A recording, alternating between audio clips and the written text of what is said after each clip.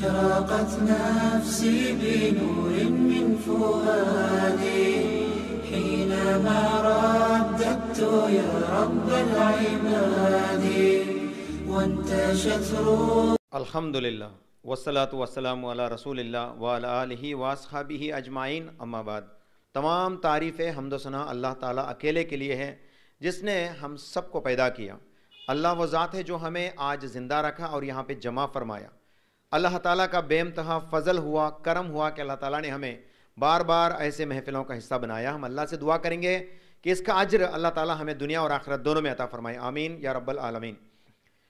ابھی ہمارے سامنے سے ایک رحمتوں والا مہینہ رمضان چلا گیا، تو آج ہم مسجدوں کو دیکھیں گے تو حالت ویسی ہے جیسے رمضان سے پہلے تھی۔ رمضان کی رونقیں ہم لوگوں نے یہ سمجھا کہ رمضان میں مصلیوں سے مسجدیں بھر جاتے ہیں اور افطاری کا سحری کا انتظام ہوتا ہے۔ افطاری کے وقت کھانے کی چیزیں کئی سارے ہیں، اسی طرح سے سحری کی چیزیں کئی سارے ہیں، اور اس کے اندر ہم اپنے پورے وقت کو گزار ڈالیں۔ پھر جب رمضان چلا گیا تو مصلیوں کو ڈھونڈتے ہوئے رہ گئے، تو ایسی نوبت آج مسلم معاشرے میں ہے۔ تو بہرحال یہ سلسلہ چلتے رہتا جب تک اللہ اس دنیا کو قائم کرے، اور اللہ جب اس کو فنا کریں گے تو اس کے بعد نہ کوئی آپ کو مسجد کو بلانے والا رہیں گا، نہ کوئی اسلام کی دعوت دینے والا رہیں گا، اور نہ ہی کوئی آپ کو قیامت سے ڈرانے والا رہیں گا۔ تو بہرحال جو بھی یہ اعمال ہے، ہم سب کو ہر روز ہمارے زندگی کو سدھارنے کی نیت سے ایک دوسرے سے گفتگو کرتے رہنا چاہیے۔ تو آئیے اس سلسلے میں ہم آج کا ٹاپک رکھے ہیں رمضان کے بعد فوراً کیے جانے والے اعمال وہ کون سے ہیں۔ یہ مہینہ جو چل رہا ہے یہ شوال کا مہینہ، اور عید بھی ہم مناتے ہیں تو رمضان میں نہیں مناتے، عید ہم شوال کے مہینے کے پہلے دن مناتے ہیں۔ صدقۃ الفطر بھی جو واجب ہوتا ہے تو وہ عید کی چاند یعنی شوال کی چاند دیکھنے کے بعد ہی واجب ہوتا ہے۔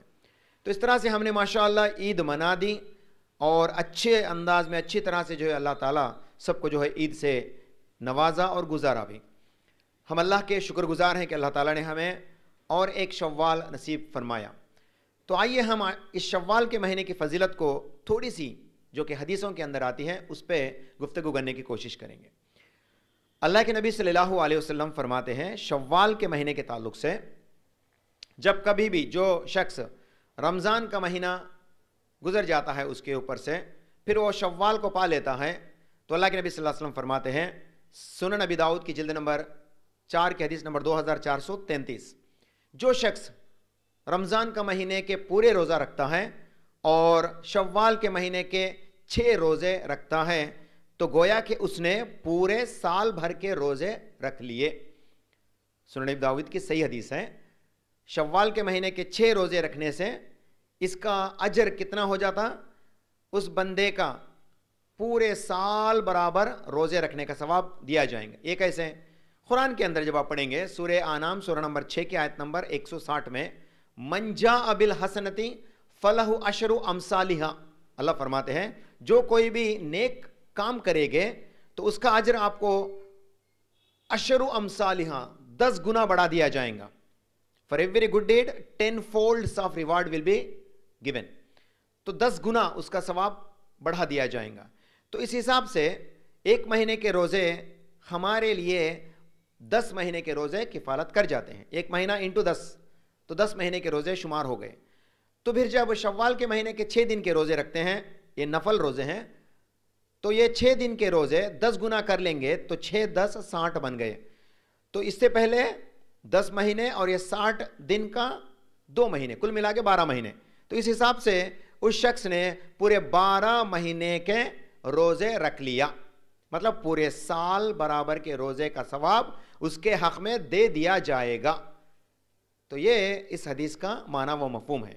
اور جب آپ پڑھیں گے صحیح مسلم کی جلد نمبر 2 حدیث نمبر 1127 1127 نبی صلی اللہ علیہ وسلم فرماتے ہیں کہ جس نے رمضان کے روزے کے بعد شوال کے 6 دن کے روزے رکھ لیے گویا کہ اس نے پورے زندگی بھر کے روزے رکھ لیے۔ کیا مطلب اس کا؟ ہر سال یہ عمل کرتا گیا تو ہر سال وہ کام اس کا ثواب لکھتا جائیں گا، اور وہ پوری زندگی جب تک یہ زندہ رہیں گا پوری زندگی بھر اس کو اتنا ہی اجر یعنی 12 مہینے کا ثواب، ہر سال بھر کے روزوں کا ثواب دے دیا جائیں گا. تو گویا کہ اس کے پورے زندگی کا روزے کا ثواب اس کے حق میں دے دیا جائیں گا. یہ اصل میں اس کا مقصد ہے، یاد رکھیے. تو بہرحال اللہ تعالیٰ کے نبی صلی اللہ علیہ وسلم سے کئی سارے احادیث روایت ہے شوال کے مہینے کے تعلق سے.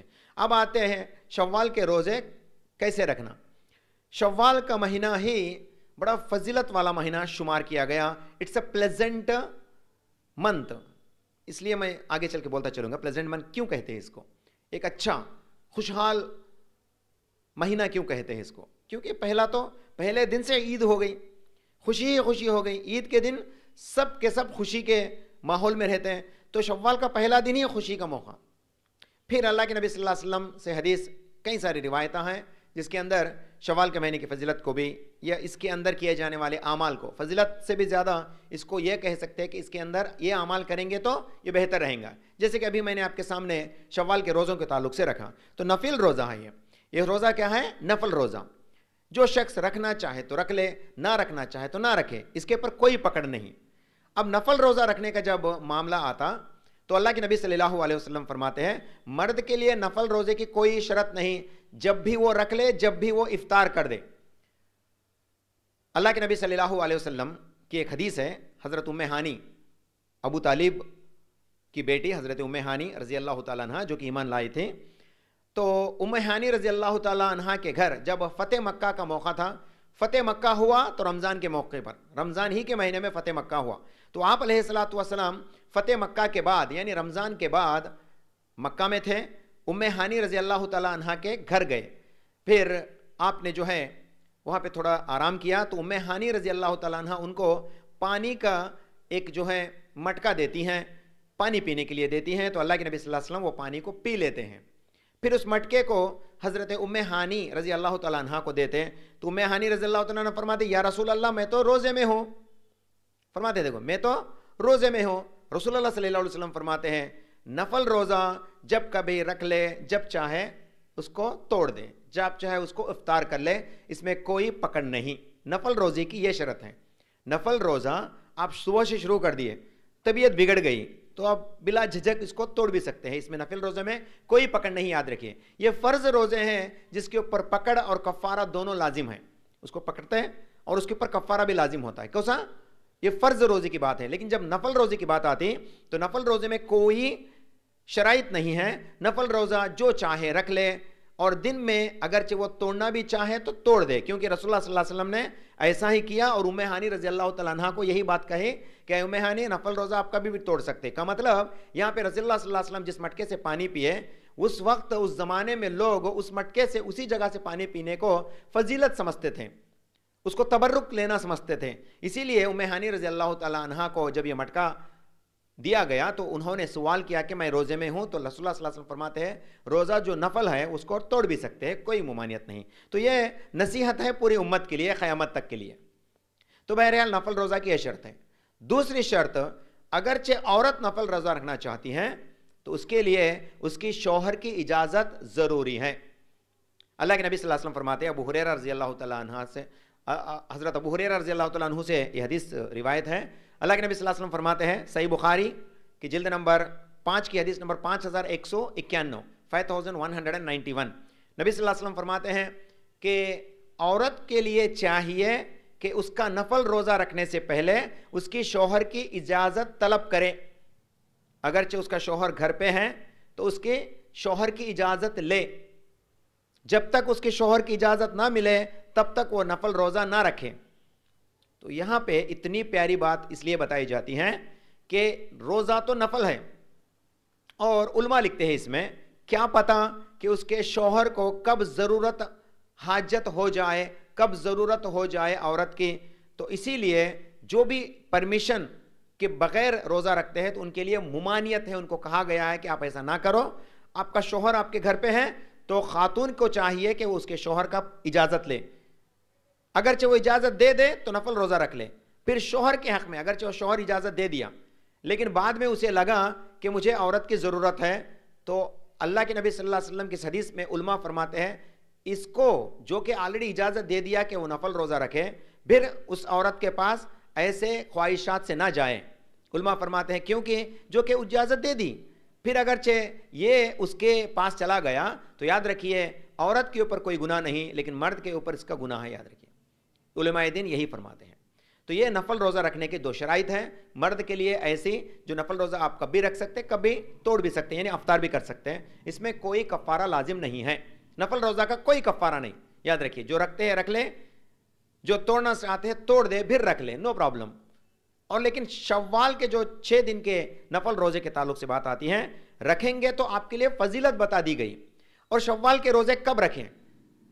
امام ابو حنیفہ رحمۃ اللہ علیہ اور امام شافعی رحمۃ اللہ علیہ دونوں ائمہ حضرات کے نزدیک شوال کے روزے، یہ جو 6 نفل روزے ہیں، عید کے دن سے لے کر پے در پے رکھیں. کا مطلب عید کا دن ہو گیا، سویرے سے شروع کرنا اس کو، 1 2 3 4 5 6 دن ایک آرڈر میں رکھ لینا. یہ امام ابو حنیفہ رحمۃ اللہ علیہ، امام شافعی رحمۃ اللہ علیہ کا فتویٰ ہے، اوپینین ہے. لیکن امام احمد بن حنبل رحمہ اللہ کا اوپینین کہ آپ یہ 6 روزے یا تو آپ چاہیں تو پے در پے رکھ لیں، یا شوال کے پورے مہینے میں جب بھی آپ کو ممکن ہے تو وہ 6 دن اس شوال ہی کے مہینے میں پورے کر لیں. دونوں شرائط آپ کے لیے جائز ہے، دونوں گنجائش آپ کے لیے جائز ہے. یہ امام احمد بن حنبل رحمہ اللہ کا فتویٰ ہے. اور زیادہ تر اکثر ائمہ حضرات کا، جو کہ ان 4 ائمہ حضرات سے بھی ہٹ کے جتنے بھی ائمہ حضرات ہیں، ان تمام کے نزدیک یہی قول ہے، راجح قول ہے، سب سے معتبر، جو سب سے زیادہ ائمہ حضرات رضی اللہ رحمہ اللہ کے نزدیک قول ہے کہ وہ شوال کے 6 روزے پے دیر پہ بھی رکھ سکتے، یا ان کو جتنا مناسب ہے پورے مہینے میں کبھی بھی رکھ سکتے، یہ 6 دن کے روزے انشاءاللہ تعالی. تو میں آپ تمام لوگوں سے گزارش کروں گا کہ آپ انشاءاللہ تعالی آپ بھی کوشش کیجئے گا تاکہ آپ اس فضیلت کو، اس پوری رحمت کو جو ہے حاصل کر سکے، جو کہ پوری زندگی بھر کے روزے رکھنے کا ثواب اس کے اندر دیا گیا ہے انشاءاللہ تعالی. دوسری بات، رمضان چلا جاتا ہے تو ہم بے ایمان والے ہو جاتے ہیں. اللہ کے نبی صلی اللہ علیہ وسلم فرماتے ہیں، صحیح بخاری کی حدیث نمبر 4666 4666 ایک ایمان والے اور ایک کافر، کفر کرنے والے کے نزدیک فرق کیا ہے؟ نماز ہے. بولے سبحان اللہ، کتنی بڑی بات دیکھیے. ایک ایمان والے اور ایک کفر کرنے والوں کے نزدیک فرق کیا ہے؟ نماز ہے. بولے تو نماز پڑھا تو وہ ایمان میں ہے، نماز نہ پڑھا تو وہ کفر کیا، کیونکہ وہ ٹھکراتا ہے جان بوجھ کر ٹھکرانا، اس کو کفر کیا کرتے ہیں. یاد رکھیے اگرچہ کوئی غفلت آ گئی، بھول گئی، نشے میں ہے، چوک گئی، ان چیزوں پہ شرائط نہیں، بلکہ میں جاتم نہیں رے، کیا ہوتا کبھی پڑھ لیں گے لے، ایسا جو بات بولتا نا، یہ کفر ہے. یاد رکھیے قرآن کے اندر اللہ تعالیٰ نماز کے تعلق سے فضیلت بھی بتاتے ہیں اور فرضیت بھی بتاتے ہیں. اللہ تعالیٰ قرآن میں فرماتے ہیں، سورہ نساء سورہ نمبر 4 کی آیت نمبر 104، ان الصلاۃ کانت علی المؤمنین کتابا موقوتا، بے شک 5 وقت کی نماز ہر مومن مسلمان مرد اور عورت کے اوپر اپنے وقت کے اوپر فرض کی گئی. بے شک یہ نماز 5 وقت کی نماز وقت کے اوپر ہر مومن مسلمان پر فرض کی گئی، پھر بھی یہ ٹھکراتا ہے، کا مطلب یہ کفر کیا. اللہ کے نبی صلی اللہ علیہ وسلم کی حدیث ہے، صحیح بخاری کی حدیث ہے 4666. تو اب اندازہ لگائیے، ہم جو کہ رمضان میں اچھے مصلی بن کے رہے، 5 وقت کی نماز ان ٹائم میں پڑھتے تھا، جماعت کے ساتھ پڑھنے کی کوشش کرتے تھا، پڑھتے بھی تھا، لیکن بعد رمضان ہم کیا ہو جاتا ہے؟ ہمیں کیا ہو جاتا ہے؟ کیا ہم مسلمان برقرار نہیں رہنا چاہتے ہیں؟ کیا ہم اسلام کو چھوڑنا چاہتے ہیں؟ کیا ہم اس کو اتنی اہمیت نہیں دے رہے ہیں جتنی اہمیت ہم نے رمضان میں نماز کو دیا؟ یاد رکھیے یہ کفر کے اندر لے جائیں گا آپ کو. اسی لیے 5 وقت کی نماز پابندی کے ساتھ پڑھنا چاہیے. تیسرا یہ 2 نفل روزہ، دوسرا نماز جو کہ ہر مومن کے اوپر اپنے مقررہ وقتوں کے اوپر فرض کیا گیا، تو ہمیں ہر حال میں نماز کو ادا کرنا ہے. نماز کسی کے لیے معافی نہیں، الا ایک عورت جو حائضہ ہو یا نفاس والی ہو، ان دونوں شرائط پہ عورت کے لیے نماز معافی ہے. لیکن اس کے علاوہ کسی کے اوپر، مرد تو پورے کے پورے اور عورتیں یہ 2 حالتوں کو چھوڑ کر سب کے اوپر نماز فرض ہے. اگرچہ آپ ٹھہر کے نہیں نماز پڑھ سکتے تو بیٹھ کے پڑھو، بیٹھ کے بھی نہ نماز پڑھ سکتے تو لیٹ کے پڑھو, لیٹ کے بھی نہ نماز پڑھ سکتے تو اشارتاً آپ کو پڑھو. اب لیٹنے کے علاوہ اور کون سا پوزیشن رہتا جی؟ لیٹنے کے علاوہ تو کوئی پوزیشن بچا ہی نہیں. اب خالص پلنگ پہ جو ہے پڑھ کے رہتے ہیں تو اشارے سے نماز پڑھنے کے لیے حکم فرمایا جاتا ہے, لیکن نماز کسی کے لیے چھوٹ نہیں دی گئی. تو نماز ہر حال میں ہمارے اوپر فرض ہے انشاءاللہ تعالیٰ. اس کو عادتاً بنائیے. اصل میں رمضان ہمیں یہی سکھلاتا ہے کہ ہم عادی بن جائیں.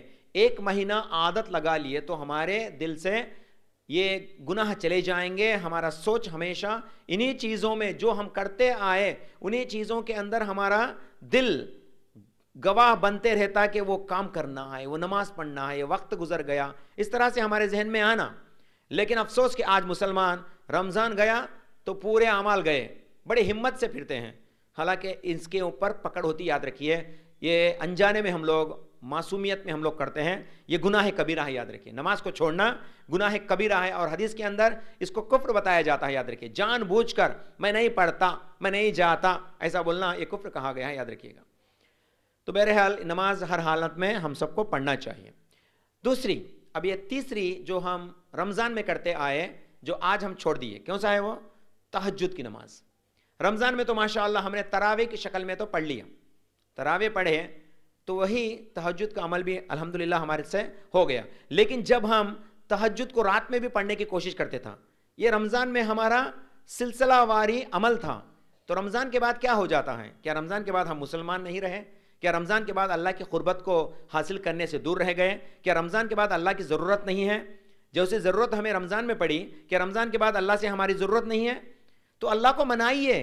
جو عادت آپ کو ایک مہینہ جو کہ رات میں اٹھ کے جگہ کے نماز پڑھا کرتے تھے, جو عادت بن گیا آپ کا, خام خواہ جان بوجھ کر اس عادت کو نہ چھوڑے, اس عادت کو کنٹینیو کرے تاکہ آپ اللہ کی قربت کو حاصل کر سکیں. گرچہ آپ ایسے عمل کو جو اپنا عادت بن گیا پھر تھوڑا سا وقفہ دے دیں گے تو پھر کاہلیت شروع ہو جائیں گی, پھر لیزینس شروع ہو جاتا, پھر آپ کو وہ عمل کو کرنا بولے تو دل اور جسم گوارا نہیں دیتا. یاد رکھیے. تو اسی لیے سلسلہ بنائیے. ابھی آپ کے پاس 3 دن گزرے رمضان کے بعد, جمعہ, ہفتہ اور اتوار, صرف 3 دن گزرا. میں جانتا ہوں کہ کئی لوگ الحمدللہ یہ عمل کو کرتے ہیں, الحمدللہ میرا بھی عمل ہے, اسی کو ترتیب بنا کے کرتے آتے ہیں, لیکن ہمارے اندر کاہلی پیدا ہو گئی تو یاد رکھیے شیطان کا وسوسہ ہمارے اوپر ٹوٹ پڑتا ہے. رمضان میں شیطان کا وسوسہ نہیں رہتا. رسول اللہ صلی اللہ علیہ وسلم خود فرمائے رمضان کے اندر شیطان کو جکڑ دیا جائے گا. اسی لیے ہم ہر روز تراویح پڑھیں, ماشاءاللہ ہر روز تہجد کی نماز پڑھنے کی کوشش کریں, ہر روز وطر کی نماز, اور تو اور سحری کے وقت تھوڑا سا وقفہ اللہ کی عبادت کے لیے نکالے. نہیں نکالے؟ نکالے ہم لوگ, اور یہ پورا مہینہ نکالے, کیونکہ ہمارے اوپر شیطان کا وسوسہ کم تھا. اگرچہ یہ ترتیب کو آپ آگے بڑھاتے گئے تو یاد رکھیے شیطان کا وسوسہ آپ کے اوپر پھر بھی کم ہو جائے گا. پھر اگرچہ آپ وقفہ دے دیے تو شیطان حملہ کریں گا, اور اتنا حملہ کریں گا کہ پھر سے آپ کو پھر رمضان تک وہ عمل کرنے سے روک کے رکھے گا. اسی لیے میرے بہنوں اور میرے ماؤں اور میرے بھائیوں, آپ ہمیشہ یہ خیال رکھتے چلو کہ جس طرح سے ہمارا عمل رمضان میں تھا تو بعد رمضان بھی ہمارا عمل یہی رہے. چوتھا, ہم خاص عمل کرتے ہیں رمضان میں. کیا ہے وہ؟ صدقہ. صدقہ ہم یہ سمجھ کر کرتے ہیں کہ رمضان میں زیادہ فائدہ آتا ہے. الحمدللہ کرنا بھی چاہیے. رمضان کے اعمال کی فضیلت زیادہ ہے. رمضان میں اگرچہ عمرہ کریں گے تو حج کا فرض, حج کا ثواب, رمضان میں عمرہ کریں گے تو حج کا ثواب دیا جائے گا. تو اس سے یہ معلوم ہوتا ہے کہ ہر عمل, ہر نفل عمل کا جو ہے اس کا ثواب جو ہے فرض کے برابر مل جائے گا. ہر نفل عمل کا ثواب فرض کے برابر ملے گا. ابھی تو عمرہ تو نفل ہے, لیکن آپ کو حج کا ثواب دیا جاتا ہے, کا مطلب حج فرض ہے, تو نفل کریں گے تو حج کا فرض کا ثواب. تو اسی لیے آپ کوشش کیجئے جس طرح سے ہم نے 10 روپیہ, 20 روپیہ, 100 روپیہ, 2 روپیہ, جتنا بھی ہم نے صدقہ کرتے آئے, رمضان کے بعد بھی اس کو کنٹینیو رکھیے, کیونکہ رمضان کے بعد بھی عمل برقرار ہونا چاہیے. ہمارے اندر گریڈینس, پینا سے تنم نہیں آنا.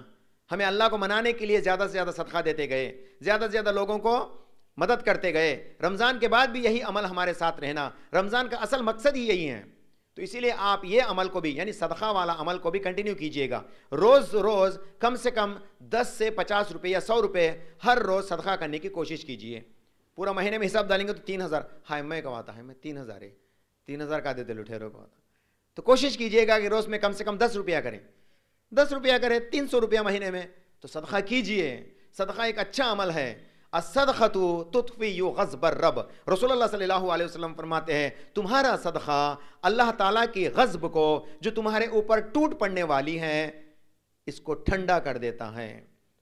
ہم جب صدقہ کرتے ہیں، گرچہ کہ ہمارے سے کوئی گناہ ہو گیا جس پہ اللہ ناراض ہو گیا، پھر ہم نے صدقہ کیا، اللہ پھر مطمئن ہو جاتے ہیں، اللہ ہم سے خوش ہو جاتے ہیں، اللہ ہم سے راضی ہو جاتے ہیں. تو اسی لیے صدقہ کو ہمیشہ اپنے زندگی کا حصہ بنا کے رکھیے. رسول اللہ صلی اللہ علیہ وسلم فرماتے ہیں صدقہ اللہ تعالیٰ کے غصے کو ٹھنڈا کر دیتا ہے. تو ہمیشہ اس کو اپنا عادت بنا کے رکھیے. یہ چوتھا عمل. پانچواں عمل، رمضان کے روزے میں ہم نے جھوٹ سے اپنے آپ کو بچا کے رکھا نا. رمضان کے اندر جب روزے کی حالت میں تھے تو ہم نے جھوٹ نہیں بولا. اگرچہ جھوٹ بولنے کی نوبت آ گئی تو ہم ہنس کے چلے گئے. نہیں کا مطلب ابھی روزے میں کئی کو میرے ہاتھ جھوٹ بولنے کا رہا تھا، جا رہے تو بول کے ہنس کے خاموش بیٹھ کے چلے گئے. یہی عمل کرو لیکن جھوٹ مت بولو، بس یہی عمل کنٹینیو کرو تو آپ جھوٹ سے بچو گے. رسول اللہ صلی اللہ علیہ وسلم کے نزدیک سب سے بدترین شخص وہ ہے جو جھوٹ بولتا ہے. یاد رکھیں جھوٹ ہرگز جائز نہیں ہے. کسی بھی حالت میں جھوٹ بولنا آپ کے لیے جائز نہیں ہے. کسی دوسرے مومن مسلمان کے حق میں جھوٹ جائز نہیں ہے. تو آپ کوشش کیجئے جس طرح سے اپنے روزے کی حالت میں جھوٹ بولنے سے اپنے آپ کو بچا کے رکھا، رمضان کے بعد بھی یہی عادت کو اپنے اندر بنا کے رکھیے تاکہ آپ اللہ کے غصے سے بچ جائے. رسول اللہ صلی اللہ علیہ وسلم کے جو ہے وہ اس طرح سے قرض جو نحوست رسول اللہ صلی اللہ علیہ وسلم نے جھوٹ بولنے والے کے تعلق سے کہا تو اس سے بچ جائے. اسی لیے اپنے آپ کو جھوٹ سے پاک رکھیے.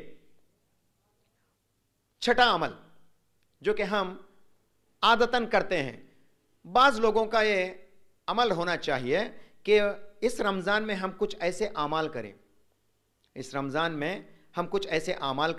جس کو ہم نے اپنے پریویس ایئرز میں نہیں کیا ہو، یعنی پرانے زمانے میں پرانی زندگی میں ہم نے نہیں کیا. اس رمضان سے اس نیک عمل کو ہم نے کیا لیکن یاد رکھیے اس کو برقرار بھی رکھیے. مثال کے طور پہ کسی کو رات کے آخری حصے میں اٹھنے کی عادت نہیں ہے.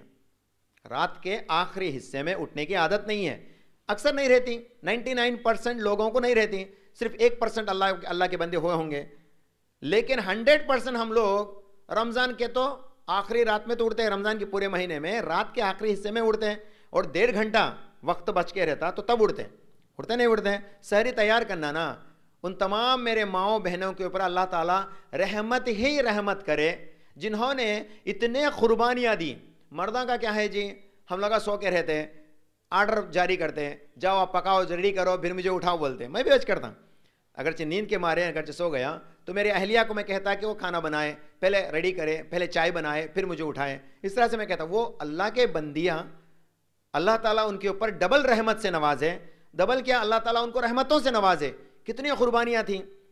وہ لوگ فجر میں بہت اول وقت میں اٹھتے، سحری کے وقت میں تیاری کرتے، یہ بناتے وہ بناتے، اس کو ریڈی کرتے اس کو ریڈی کرتے. صرف مرد مانا اڑتا، مسواک کرتا یا برش کرتا، کلکٹر آ کے بیٹھ کے کھانا کھاتا. لیکن قربانی کس کی ہوئی؟ عورت کی ہوئی. میرے ماں بہنوں، اللہ تعالیٰ کی بہت بڑی دین ہے آپ لوگوں کے اوپر. میں تہ دل سے آپ لوگوں کی خوشخبری سنانا چاہوں گا. اللہ تعالیٰ آپ کو بے حساب اجر دینے والا ہے. یاد رکھیے جب افطاری کا موقع آتا تو یہی سلسلہ، مرد حضرات جلدی جلدی آفس سے آتے، اسکول سے آتے، ہڑا اڑی سے جو ہے مسواک کر کے بیٹھ جاتے افطار کے وقت دعا کرتے ہوئے. لیکن خاتون پھر بھی اس کے تیاری میں رہتی. تو کتنی قربانیاں دیکھیں. کیا اس کو سہولت نہیں چاہیے؟ کیا وہ سکون سے نہیں بیٹھنا چاہیں گی؟ پھر بھی اس کی ذمہ داری کو وہ ادا کرتی ہے بھرپور. تو اسی لیے میں کہنا چاہوں گا کہ اللہ تعالیٰ آپ کو رحمتوں سے نوازے، آپ کے تمام گناہ غلطیوں کو معاف کرے گا بھی انشاءاللہ، کیونکہ آپ زیادہ محنت کرتے ہو. مرد کے مقابلے میں رمضان پورے میں عورت کی قربانیاں بہت زیادہ ہیں. ہمیں تسلیم کرنا چاہیے. We should accept it. عورتیں زیادہ محنت کرتے ہیں رمضان کے مہینے میں. کتنی محنتیں تھیں. ایک نوالا کھانا کھا کو تراویح گجا کھڑ جاتے ہیں ہمیں. عورت پاپے وہ دھو کو، اس کو سنبھال کو، پھر فجر کے واسطے، سحری کے واسطے پھر یاد کر کے. کتنی قربانیاں جی. اللہ کی دین ہے آپ لوگوں کو، میرے بہنوں کو، میں تمام لوگوں کو کہنا چاہوں گا کہ اللہ کی بہت بڑی دین ہے آپ لوگوں کے اوپر. یاد رکھیے تمام کو اللہ تعالیٰ ملٹیپل کر کے جو ہے آپ کو ثواب دیں گے انشاءاللہ تعالیٰ. تو بہرحال عورتوں کے اندر یا مردوں کے اندر سحری کے وقت یعنی 1.5 گھنٹہ پہلے اٹھنے کی عادت بن گئی. یہ رمضان ہی کے اندر ہوتا ہے. یاد رکھیے یہ عادت کو پھر سے کنٹینیو کرو. کیا جاتا 1 گھنٹہ پہلے اٹھو, یا کم سے کم 40 منٹس پہلے اٹھو, اللہ سے دعا کرو, وضو بناؤ, مسواک کر کے وضو بناؤ, پھر مصلی لگاؤ, مصلی پہ بیٹھو. وقت آپ کے پاس آدھا گھنٹہ ہے, 2 رکعت 4 رکعت نماز ویسے بھی پڑھ سکتے. کتنی پڑھتے ہیں؟ 5 2 منٹ 4 منٹ کی نماز ہے نا ہمارے, انا آتے نا قل اللہ ختم. تو وہ 2 ہی صحیح پڑھو, 2 رکعت نماز پڑھو, پھر اللہ سے دعا کرو, اللہ سے گڑ گڑا کے دعا کرو. وہ وقت اتنا عمدہ وقت ہے, وہ وقت اتنا فضیلت والا وقت ہے. اللہ کے نبی صلی اللہ علیہ وسلم فرماتے ہیں اللہ سبحانہ و تعالی بندے کے اس وقت میں جب کہ وہ سجدہ کرتا, اس کے بالکل قریب ہو جاتا, اس کے دل میں وہ بات نکلتی ہی نہیں, اللہ سن لیتا. تو بڑا بہترین وقت ہے وہ. رمضان میں تو ہم نے 1 مہینہ بلا جھجک, کوئی ڈسٹربنس نہیں سر کا, ایسا اٹھ گیا الارم رکھ لے کے. کرو نا یہ عمل کنٹینیو کرو, کتنا اچھا عمل ہے, کر سکتے آپ. ویسے تو سونا وغیرہ بعد میں بھی رہتا, کرو, لیکن یہ عمل کرو کیونکہ یہ آپ کے لیے بہت فائدہ مند رہیں گا قیامت کے لیے. یاد رکھیے آخرت کی زندگی کے لیے it is a best time. تو آپ انشاءاللہ یوز کرو. آپ عادت بن گئی, آپ کی عادت بن گئی. ابھی میں دیکھ رہا ہوں 3:30 بجے جیسے کہ الارم رکھتے تھے ہم لوگ, 3:30 بجے آٹومیٹک نیند ہوشیار بھی ہو رہا, کیونکہ ہم لوگ عادت بنا کے رکھے ہیں. 3:45 بجے, 3:30 نہیں تو 3:45 بجے, تو اگرچہ الارم نہیں بھی بجا تو ذہن جو ہے اویک ہو رہا, ہم لوگوں کو جو ہے ہوش آ رہا. ٹائم کتنا ہوا, اچھا ابھی ٹائم ہے فجر کے لیے, ایسا سوچتے. یہ 3-4 دن سے ہماری سلسلہ یہی ہے کہ ہمیں نیند ہوشیار ہوتا ہے.